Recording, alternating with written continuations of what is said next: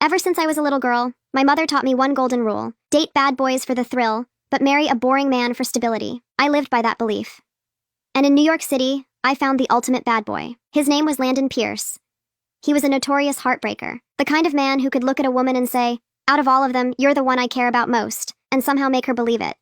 And me, I wasn't innocent either. I was the queen of mixed signals, a master of emotional chess wrapped in silk dresses and soft smiles. My favorite line was simple: "I can't sleep because I'm not sleeping next to you." People said we were the perfect toxic couple. They weren't wrong. We weren't built on trust. We were built on tension, on jealousy, on the thrill of almost losing each other. But a month ago, everything changed. My mother was diagnosed with early-stage lung cancer. Standing in those sterile hospital hallways, watching her try to act strong while fear sat quietly in her eyes, something inside me shifted. For the first time in my life, stability didn't sound boring. It sounded necessary. So I decided I was going to leave Landon. What I didn't realize is that walking away from a game you're winning isn't nearly as easy as it sounds. Landon hates answering his phone. But finding him, that's easy. He practically owns a private section at Obsidian, an upscale lounge in Manhattan. Out of 365 days a year, he's probably there, 360.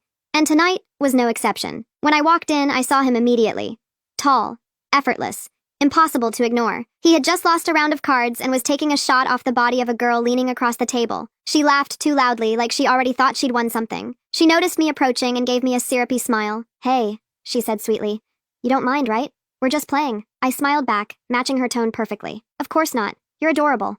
Honestly, why don't you just move into our penthouse? We have plenty of space." Her smile twitched. She rolled her eyes and turned back to the table. I shifted my gaze to Landon, and right on cue, my eyes filled with tears. Clean. Controlled. "Does he hate me?" I said softly, just loud enough for the table to hear. "Maybe I should just go home. It's pouring outside and I didn't even bring an umbrella." I looked toward a broad-shouldered college-looking guy sitting nearby. Maybe he could walk me out. Landon's eyes darkened instantly. He scanned the guy from head to toe with a slow, territorial stare. The poor guy lifted both hands. "Whoa, don't drag me into this. Everybody knows Landon's obsessed with you, Harper." The mood shifted. Landon downed the rest of his drink, gently pushed the other girl aside and stood up. "I'm heading out," he announced casually. "My girl's jealous. Gotta take her home and fix it. Drinks are on me tonight." Cheers exploded around us. He pulled me into his arms like he just won something. I didn't resist. In the car, the city lights flashed across his face as he kept glancing at me. "Are you actually mad?" he asked. "You know I was just messing around." There it was. "Out of all of them, you're the one I care about most." He said it softer this time, almost convincing. If I wasn't so shallow, if I wasn't so addicted to his face, I would have left years ago. He leaned closer, brushing his lips near my ear. "What perfume is that?" he murmured. "Vanilla? You smell insane. I swear you drive me crazy." "Landon," I said, cutting through his tone. "I want to break up." He paused, then smiled slowly. "What role play is this? CEO and rebellious assistant? Stranger on a plane?" "I'm serious." My face didn't move. His smile faded. He leaned back in his seat, flipping his lighter open and closed. Calm. Irritatingly calm. "All right," he said finally. "Give me one reason that actually makes sense. There are too many women. Have any of them ever shown up at our door? Have you ever caught me in bed with one?" I hesitated. Technically, no. I didn't have proof. "I want to get married," I said instead. I expected panic. A laugh. A refusal. Instead, he shrugged. "Pick a date. We'll go to City Hall." Like marriage was just paperwork. Like vows didn't mean anything. "My mom wants me to find someone reliable," I added quietly. He tossed the lighter onto the dashboard and smirked. "Then let's go ask her which part of me isn't reliable. She just got out of surgery. Don't stress her." He pulled me closer again, kissing my cheek. "I'm joking," he said. "You're just bored?" That night, his phone buzzed on the nightstand. I glanced at the screen. Elena, the one everyone said he never got over. "Your phone," I said. He walked out of the bathroom with a towel around his waist, water still tracing down his chest. "Hello?" Pause. "Tonight?" "Yeah, I'll come get you." He hung up and leaned down to kiss my forehead. Something came up. "Be good. Go to sleep." It was 1 a.m. A man who leaves after a late-night call from his ex. That was it. My chance. As soon as his car pulled out of the garage, I grabbed my keys and followed him. He drove to a hotel downtown. I waited an hour before knocking on the door of the room he entered. The door opened. A girl in a simple white dress, hair in a loose braid. She looked almost innocent. "Elena," I said. I lifted my phone and started recording. "Are you crazy?" she whispered. Landon stepped out of the bathroom, fully dressed, not a wrinkle in his shirt. That didn't make sense. "Delete that," he snapped. "Now." He reached for my phone. I pressed it against my chest. "You said I needed proof to leave you. This isn't proof of anything." It's the middle of the night. You didn't come here just to say hello. Elena's eyes filled with tears. Soft. Fragile. I almost laughed. I was the girlfriend. I was supposed to cry. She grabbed his sleeve. I'm sorry, she whispered. I didn't mean to cause problems. I widened my eyes. Landon, yell at me if you want.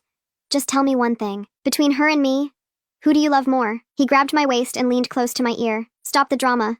Delete the video. Panic, not guilt. You're choosing her, I said quietly. Go home, Harper. I actually have something important to handle. There it was. I deleted the video right in front of him, then I walked away. That same night, I moved back into my own apartment. My chest felt tight the entire drive home. Maybe after hearing, "You're the one I care about most" 100 times, I started believing it, but tonight proved something. He either loved her, or he respected her more. And I wasn't sure which one hurt worse. The breakup didn't explode. It settled, quiet, sharp, heavy. And the strangest part? My mother was thrilled. The morning after I left Landon, she dragged me to an elite matchmaking agency in Midtown like it was an emergency. Ms. Hayes, the woman at the desk said smoothly, we offer the silver package, the gold package. Give my daughter the platinum executive package. My mother interrupted. Mom, I whispered, embarrassed. You need that money. She squeezed my hand. Her grip was weaker than it used to be. At my age, I've seen enough, she said. Your future matters more than my lungs. I hated when she said things like that. The matchmaker smiled like she'd just closed a sale. She handed me a thick folder. These are exceptional men, she said proudly. Established, stable, no scandals. I flipped through the profiles. Doctors, investors, real estate developers. Every face looked painfully normal. My brain was still stuck on Landon's stupidly perfect jawline. Your phone is ringing, the matchmaker said gently. I looked down. Landon. I stepped away before answering. Hello, did you delete the video or not? His voice was tight, controlled anger. It's deleted. Technically true. Last night I deleted it in front of him. This morning I recovered it, and I sold it for $2,000. I didn't even negotiate. It wasn't about the money. It was about damage. By now, the video was everywhere. Headlines exploded. Billionaire heir spotted in secret late-night hotel meeting. But that wasn't the real story. The real story came an hour later. Elena wasn't just an ex. She was rumored to be the secret daughter of a rival family, which explained the panic. Which explained why Landon wanted that video gone. I deleted it, I repeated sweetly. I'm terrible with technology, though. Maybe it synced somewhere? Silence. Then he laughed, cold, short. Where are you? Busy. Doing what? I'm getting married. I hung up before he could respond. Then, without really looking, I pointed at one of the profiles in the folder. Him. I'll meet him. The folder closed with a soft thud. The name printed at the bottom of the page felt deliberate. Nathan Cole. 34.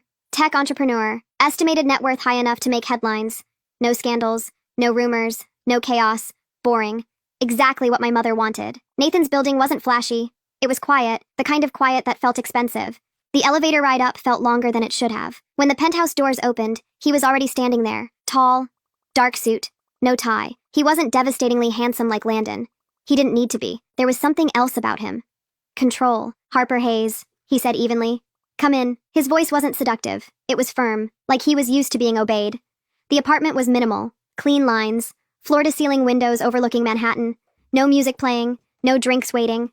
No performance. My mother can wait in the lounge, he said calmly. I'd prefer to speak with you alone. Not a suggestion. My mom hesitated but nodded. The door closed behind us. Nathan walked toward the window. I stayed where I was. You sold the video for $2,000, he said without turning around. My stomach tightened. That's not a large number, he continued, considering the damage it caused. I didn't destroy him, I said.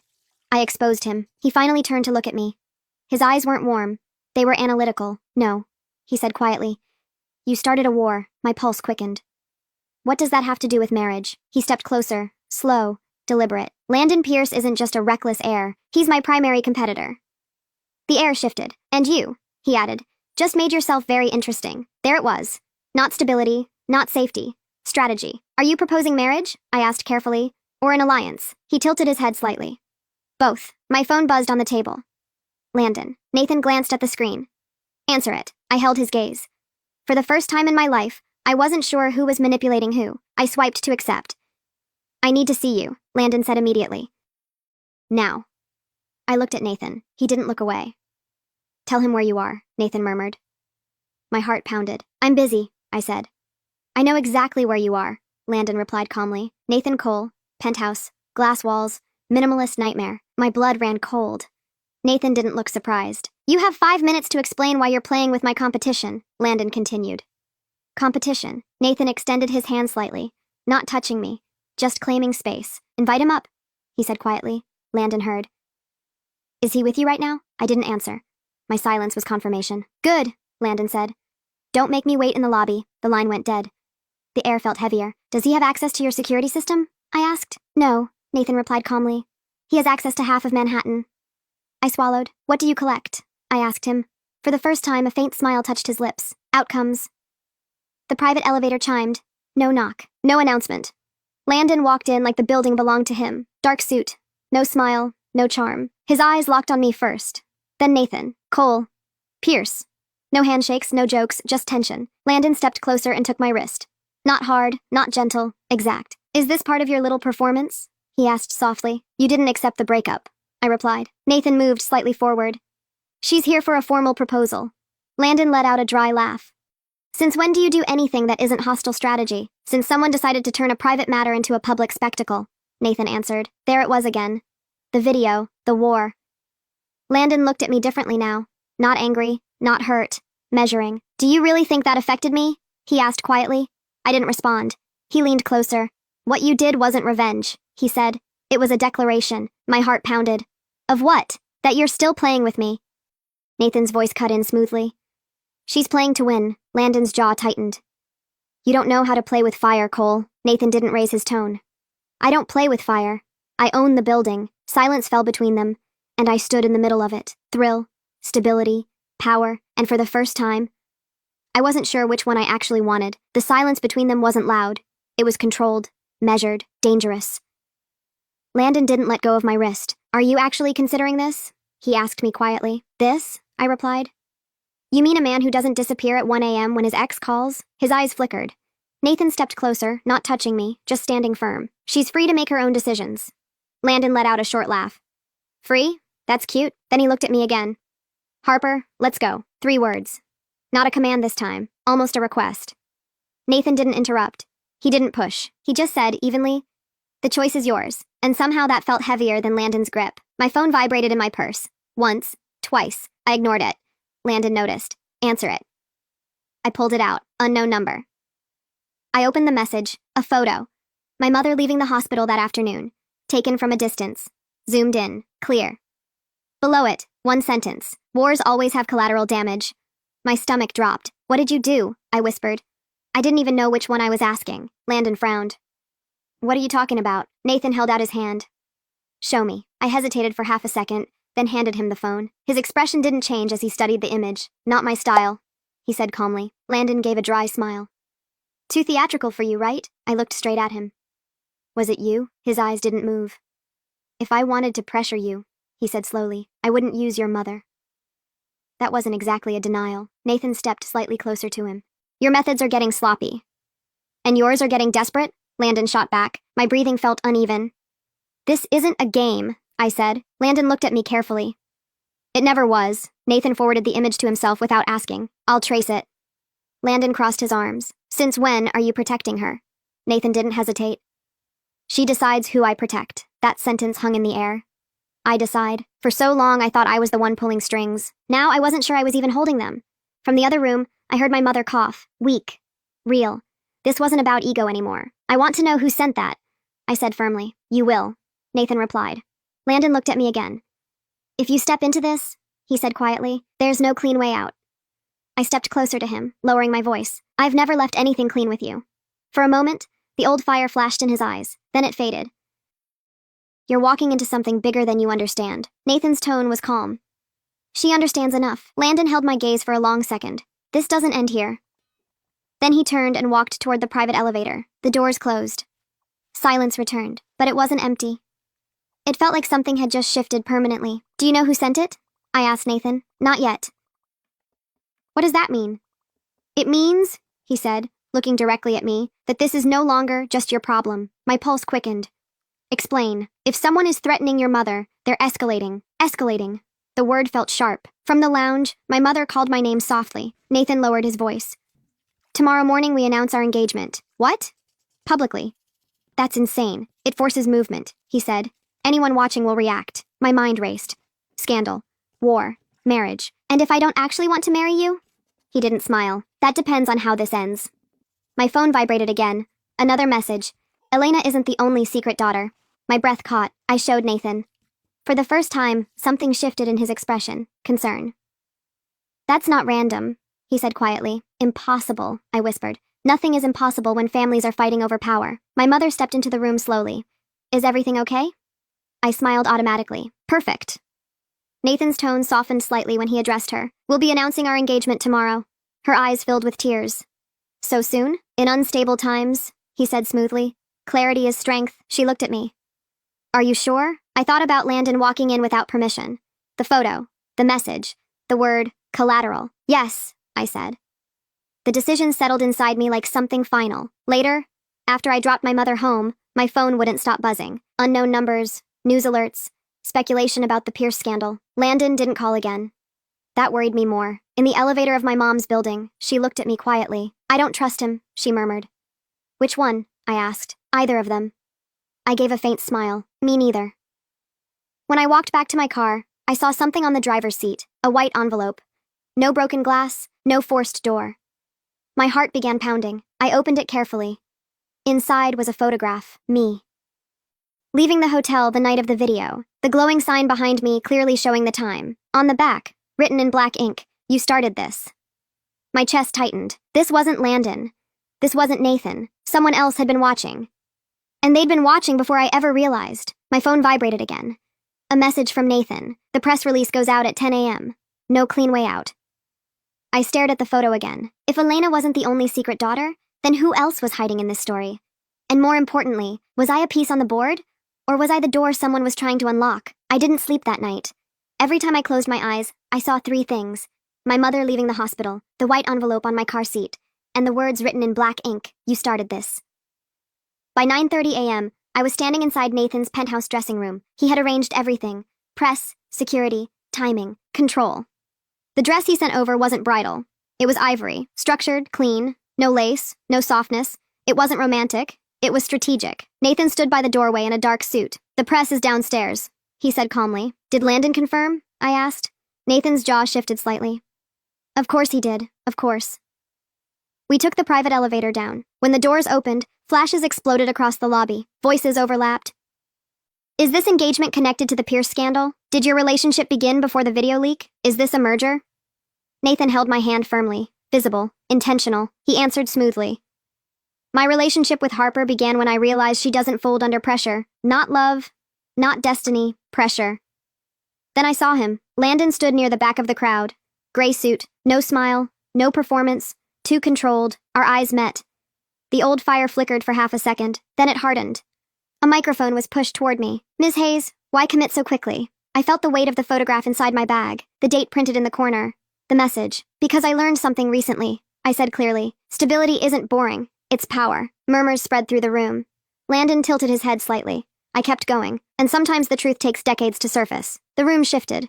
A reporter caught it immediately. Are you referring to the recent scandal? I took a slow breath. I'm referring to 1998. Silence. It wasn't dramatic. It was sharp, like glass cracking quietly. Landon's expression changed, just slightly. Then another figure stepped forward from the side. An older man, silver hair, controlled posture. Richard Pierce, Landon's father. I believe this is a celebration, Richard said smoothly. Not the place for irrelevant speculation. Nathan's hand tightened slightly around mine. I stepped forward anyway. Mr. Pierce, I said evenly, would you like to clarify your connection to the coal heiress who died in 1998? The temperature in the room dropped. Cameras shifted. Richard didn't blink. That was a tragedy, he replied calmly. Nothing more. I pulled the photograph from my bag and lifted it slightly. It's interesting that someone wanted me to remember specific dates just days before the recent scandal broke. Richard didn't look at the photo. He looked at Nathan. This is reckless. Nathan finally spoke. What was reckless, he said evenly, was burying the truth for 27 years. The murmuring grew louder. And then she stepped forward. Elena. Simple white dress. No angel now. Just resolve. Stop, she said. Her voice wasn't loud, but it cut through everything. I sent the messages. The room froze. Landon turned toward her slowly.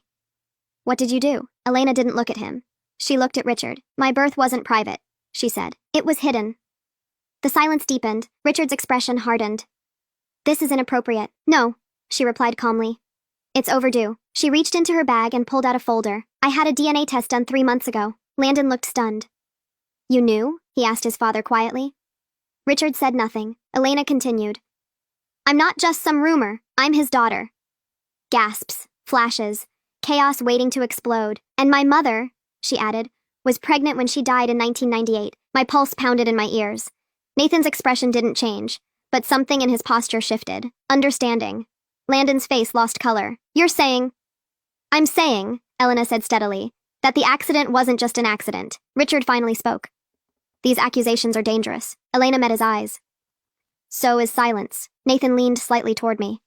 If this holds legally, he murmured, ownership shifts. Ownership, control, power. This wasn't just about scandal. It was about inheritance, about equity, about a war that started before I ever walked into Velvet Room. Landon looked at me. Did you know? No, I said honestly. For the first time in weeks, I wasn't playing. Elena's eyes met mine. I needed someone unpredictable, she said. Someone who could trigger something I couldn't touch directly. You used me. Yes, no apology. Just truth. Richard stepped back, assessing damage. My legal team will address this, he said sharply, but it was too late.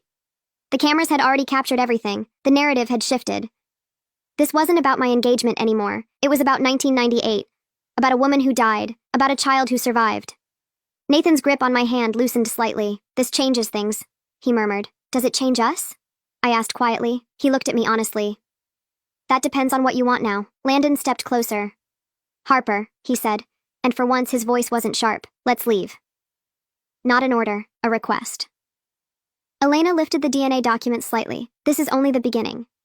And she was right, because the chaos didn't explode. It organized.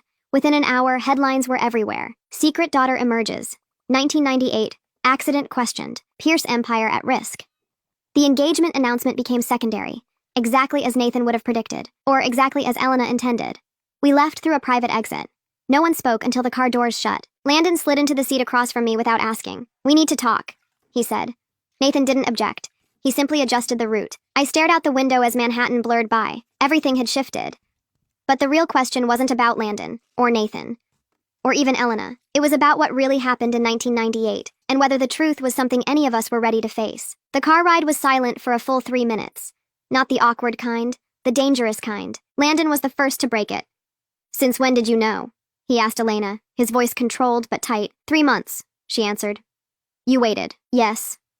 Nathan didn't look at either of them. He was watching the road ahead through the tinted glass, calm as ever. You don't get a DNA test like that overnight, Landon continued. You planned this. I prepared, she corrected. For what? He shot back. For the moment your father slipped. Silence again. I finally spoke. The photo in my car, I said. That was you too? Elena nodded once. I needed you angry, she admitted. You're reckless when you're angry, and reckless people create cracks. You could have just told me, I replied. No, she said softly. You wouldn't have believed me. You needed to think it was your idea. That stung. Because it was true. The car pulled into the underground garage of Nathan's building. We stepped out, tension following us like a shadow. Inside the private elevator, Landon looked different. Not fiery, not amused. Thinking, if this goes legal, he said quietly, my father loses control. Nathan finally spoke. If the original accident report is reopened, he loses more than control. Landon's jaw tightened. You're implying it wasn't an accident. I'm implying, Nathan replied calmly, that the file was closed in under 48 hours despite early mechanical inconsistencies. I felt my stomach turn. Mechanical inconsistencies? Nathan looked at me. The brakes showed signs of tampering in the initial assessment. The final version removed that detail. The elevator reached the penthouse. The doors opened. No one moved immediately, because that sentence changed everything. Inside, the atmosphere felt heavier than before. Elena walked straight to the window, staring out at the skyline. My mother was negotiating a shift in ownership before she died, she said quietly. She wanted protection in place for me. Landon looked at her sharply. Protection from who? She didn't answer. She didn't need to. Nathan walked toward his desk and tapped on his tablet. I requested archived copies of the original police file this morning, he said. You already had this planned? I asked. I prepare for variables, he replied simply. A notification appeared on his screen. He read silently for a few seconds. Then he looked up. There are discrepancies, he said. Landon crossed his arms. Define discrepancies. The vehicle did not lose control naturally, Nathan answered. The preliminary technician flagged brake line interference. The room went completely still. And that was erased? I asked. Revised, Nathan corrected. Landon's voice dropped lower. You're saying someone intervened. Nathan didn't say the name. He didn't have to. Elena finally turned from the window. My mother wasn't reckless, she said. She was careful. She was paranoid about control shifting. Landon ran a hand through his hair. This is insane. No, I said quietly. This is layered. I felt strangely calm. Not dramatic, not shaken, clear. If your father knew she was pregnant, I continued, and she was about to secure shares under that child's name. Landon closed his eyes briefly. Don't. Nathan finished the thought. Then eliminating that transfer protected the existing structure. Silence. Heavy. Permanent. My phone buzzed. A message from my mother. I saw the news. Are you safe? I stared at the screen for a moment. Yes, I typed back, but I wasn't sure what that meant anymore. Elena stepped closer to the table. If we reopen the case publicly, it forces forensic review. And tanks both companies, Landon added bitterly. It forces truth, she replied. Nathan looked at Landon directly. If you file the motion yourself, you control part of the narrative. Landon let out a dry laugh. You want me to bring down my own father? I want you to decide what kind of man you are, Nathan answered evenly. That landed, harder than any accusation. Landon looked at me. For once, there was no performance in his eyes. Do you believe this? He asked. I didn't hesitate. Yes, not because I hated Richard, not because I loved Nathan, but because too many pieces fit too cleanly. Landon looked at Elena. If this comes out, there's no undoing it. There was no undoing 1998 either, she said softly. He nodded once, slowly, then he straightened. I'll file the request to reopen the case. Nathan studied him. That puts you against your own board, I know. It could cost you everything. Landon looked at me again. Maybe it's time something cost me. That was the first honest thing he'd said in years. 3 weeks later, the case was officially reopened. Trading froze temporarily. Media exploded again. Richard Pierce stepped down citing personal reasons before formal proceedings began. The DNA results were validated in court. Elena was legally recognized as his daughter. Ownership shifted. Control fractured. But the war didn't burn the city down. It restructured it. One afternoon, in the same penthouse where everything started spiraling, the four of us sat around the table. Not as enemies. Not exactly as allies. As something more complicated. Elena would join the board. Nathan would maintain leadership. Landon would retain equity, but without absolute authority. Real balance. Not illusion. My mother sat by the window that day, stronger after her second round of treatment. Stability isn't boring, she told me softly. It's security. I smiled, because now I understood. Landon wasn't fire anymore. He was learning what it meant to stand in something uncomfortable and not run. Nathan wasn't refuge. He was structure. And me, I wasn't a pawn. I wasn't a spark. I wasn't the key someone needed to turn. I was the woman who stopped selling videos. The woman who stopped weaponizing jealousy. The woman who chose truth over thrill. Landon looked at me that afternoon. So what happens now, Harper? I took a breath. Now I live my life without trying to win. Elena raised her glass. To truth. Nathan added quietly. To balance. I looked out at the city one last time. I didn't marry for stability. I didn't go back to the fire. I built something else. Something that didn't need secrets to survive. And for the first time in a long time, there was no war. Peace is louder than chaos. I didn't expect that. For 3 weeks, the media fed on the story. Then slowly, it shifted to something else. A new scandal. A new distraction. But inside the boardrooms, nothing was quiet. Serena's legal recognition forced a redistribution of voting power. Nathan handled it cleanly. Efficiently. No victory speeches. Landon stopped showing up at nightclubs. That might have shocked me more than the DNA results. The first time I saw him after the reopening of the case, he was in Nathan's office. No crowd. No performance. Just the three of us. You really meant it, Landon said to me. About what? Not playing anymore. I'm tired, I answered honestly. He studied me like he was seeing something unfamiliar. I thought you loved the chaos, he said. I loved winning, I corrected. And now? Now I want something that doesn't collapse when the lights turn on. Nathan didn't interrupt. He let us talk. That was his power. He didn't need noise to control a room. Landon leaned back in his chair. My father's legal team is trying to negotiate, he said. Not criminal charges. Civil settlement. For sabotage? I asked. For negligence, he corrected quietly. So that was the strategy. Reduce intent. Avoid prison. Protect the name. Are you going to agree to it? I asked him. He didn't answer right away. I don't know, he admitted. He's still my father. That was the first crack. Not in the empire. In him. Later that evening, I visited my mom. She was sitting on the couch with a blanket over her shoulders, looking smaller than I remembered. You look different, she said as soon as I walked in. Different how? Calmer. I sat beside her. I stopped chasing men who make my heart race, I said. She smiled faintly. And my heart doesn't hurt as much. She squeezed my hand. That's growth. I didn't tell her about the envelope, or the anonymous messages, because those hadn't stopped. They'd just changed tone. No more threats, just short lines. You forced movement. He won't go quietly. Watch the settlement. The last message came that night. I stared at it for a long time, then I called Nathan. Come over, he said immediately. No questions. When I arrived, he was alone. No assistants, no security hovering in the room. Just him. I'm not marrying you, I said as soon as the door closed. He didn't look surprised.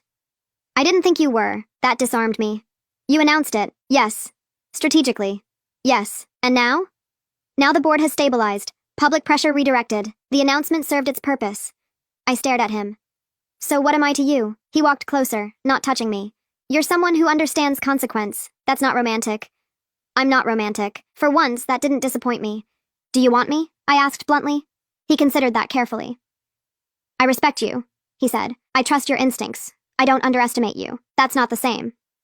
No, he agreed. Silence stretched between us. Strangely comfortable. I don't want to be used again, I said quietly. You weren't used, he replied. I was positioned. He didn't deny it. I positioned myself too, I added. That was the truth. I wasn't innocent in any of this. Nathan stepped slightly closer. If you stay, he said, it won't be for strategy. And if I leave? I'll still respect you. No pleading, no manipulation, just clarity. That was stability. Not fireworks, not obsession, just ground that didn't move. My phone buzzed again. Landon. I answered this time. Meet me, he said. Where? Our old place. Velvet Room. I almost laughed. I don't go there anymore. Neither do I. I hesitated. Fine. When I arrived, the place felt different. Louder, smaller. Landon was sitting alone in the VIP section. No girls, no crowd. He stood when he saw me. I told them to close this section, he said, just in case. Just in case what? You didn't come. I sat across from him. You look tired, I said. He let out a breath. I am. He didn't reach for my hand. Didn't try to charm me. My father signed the civil agreement this morning, he said. What does that mean? It means he won't face criminal charges. And you're okay with that? No, the honesty surprised me. But if I push harder, he continued, the company collapses. Thousands of employees, families. There it was, consequence. You chose stability, I said quietly. He gave me a faint smile. I guess I learned something. Silence settled between us. Different from before.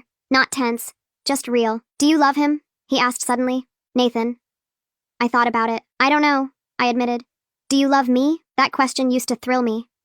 Now it felt heavy. I loved how you made me feel, I said carefully. Like I was the only person in the room. And now?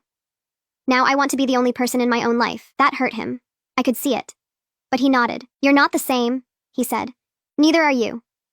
He stood up. So this is it? Yes. No drama, no shouting. Just two people who burned bright and finally understood the cost. As I walked toward the exit, he called out softly, Harper. I turned. You were never second, he said. I believed him. But it didn't matter anymore. Outside, the night air felt different, cleaner. When I got home, there was no envelope, no message, no threat, just silence. And for the first time since all of this started, silence didn't feel like the calm before something exploding. It felt like peace. But peace always has a price, and I was about to find out what mine would be. Peace does have a price. I just didn't realize it would be identity. A month after the settlement, the headlines faded completely. Richard Pierce retreated from public view. Serena officially took her seat on the board. Nathan stabilized the company structure with quiet precision. Landon stopped being a headline. And I stopped being a trigger. For the first time in years, my phone wasn't vibrating every hour. No threats, no strategy, no secret envelopes, just normal life, and that felt unfamiliar. One afternoon, I was sitting in my mother's kitchen while she slowly chopped vegetables, stubbornly insisting on doing it herself. You're thinking too much again, she said without looking up. I don't know who I am without the chaos, I admitted. She smiled softly. That's because you confused intensity with identity. That stayed with me. Later that evening, I met Nathan at his penthouse. No press, no announcements, no strategic positioning, just us. I'm stepping back, I told him. From what? He asked calmly. From all of it. The board dinners, the appearances, the speculation. He nodded once. I assumed you would. You did. You don't belong in rooms that run on quiet power, he said. You belong where you can breathe. That wasn't an insult. It was accurate. And us? I asked. He looked at me steadily. We were never about romance. No, we were about timing. I exhaled slowly. You were stability, I said. And you were momentum, he replied. We didn't kiss goodbye. We didn't dramatize it. We shook hands, strangely fitting, When I walked out of that building, I didn't feel abandoned. I felt released. A few days later, Landon asked to see me one last time. Not at Velvet Room, not at some dramatic location, just a quiet coffee shop in the middle of the afternoon. He looked different. Not tired. Grounded. "I sold the club shares," he said casually. I blinked. "You loved that place. I loved what it represented. And now? I don't need an audience." That surprised me more than anything else he had ever done. We sat in silence for a while. Not awkward, not loaded. Just two people who survived something. "You changed me," he said eventually. "I didn't mean to."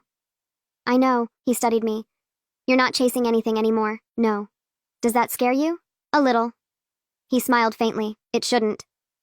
We both knew there wasn't a future waiting for us, not because we didn't care, but because we had finally understood what we were to each other. We were fire. And fire is beautiful, but it's not meant to be lived inside forever. When we said goodbye, it wasn't dramatic. It was respectful.